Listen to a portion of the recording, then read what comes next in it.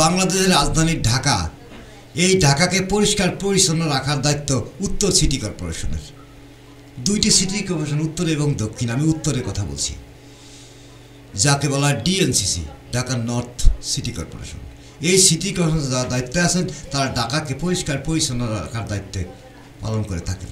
ঢাকা উত্তর সিটি কর্পোরেশনের জনসংখ্যা হল প্রায় 70 লক্ষ।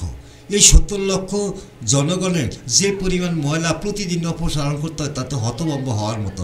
কিন্তু অপসারণ করলে কি হবে, তা ফেলার জায়গা ঢাকা শহরের নাই। তাই ঢাকার বাইরে নির্ধারণ করা হয়েছে এই ডাস্টবিন, যা দেখলে আপনি অবাক হবেন। এত জনগণ আর এত ময়লা, তাহলে আগামীতে কি আমরা ময়লায় বসবাস করব বা ময়লার ভিতরেই বসবাস করব?